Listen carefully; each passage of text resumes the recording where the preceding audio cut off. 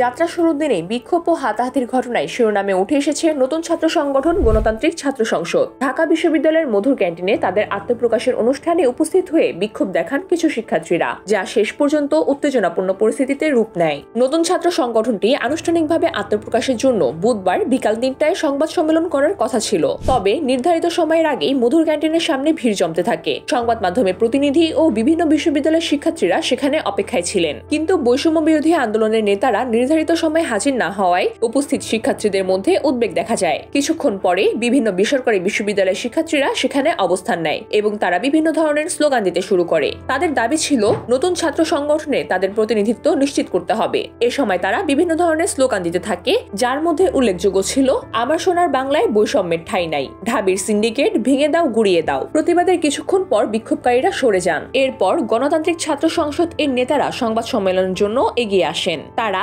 সংগঠনের নাম ও মূলনীতি জানাতে স্লোগান দিতে থাকেন, গণতান্ত্রিক ছাত্র সংসদ জিন্দাবাদ জিন্দাবাদ, শিক্ষা ঐক্য মুক্তি মুক্তি। কিন্তু পরিস্থিতি আবারও জটিল হয়ে ওঠে যখন কিছুক্ষণ পর আবারও বেসরকারি বিশ্ববিদ্যালয়ের শিক্ষার্থীরা ফিরে আসেন এবং নিজেদের দাবির পক্ষে অবস্থান নেয়। এতে দুই পক্ষ মুখোমুখি হয়ে পড়ে এবং ধাক্কাধাক্কি শুরু হয়। উত্তেজনা ছড়িয়ে পড়লে ঢাকা বিশ্ববিদ্যালয়ের শিক্ষার্থীরা ক্যান্টিনের ভেতরে গিয়ে সংবাদ সম্মেলন শুরু করার চেষ্টা করেন, কিন্তু বিক্ষুব্ধ শিক্ষার্থীরা সেখানে গিয়েও নিজেদের দাবি জানাতে থাকে। এক পর্যায়ে পরিস্থিতি আরো উত্তপ্ত হয়ে ওঠে এবং ধাক্কাধাক্কির মধ্য দিয়েই হতাহতের ঘটনা ঘটে। এই উত্তেজনাপূর্ণ পরিস্থিতির মধ্য দিয়েই সোয়া ৫টার দিকে জুলাই আন্দোলনের নেতৃত্ব দেওয়া ছাত্র নেতা আবু বারেক মজুমদার সংগঠনের নাম ঘোষণা করেন। তিনি গণতান্ত্রিক ছাত্র সংসদের কেন্দ্রীয় কমিটি ও ঢাকা বিশ্ববিদ্যালয়ের শাখার কমিটির নেতাদের নাম ঘোষণা করেন। কিন্তু এ সময় নতুন একটি সমস্যার সৃষ্টি হয়। প্রায় সব পদে ঢাকা বিশ্ববিদ্যালয়ের শিক্ষার্থীদের জায়গা দেওয়া হয়েছে।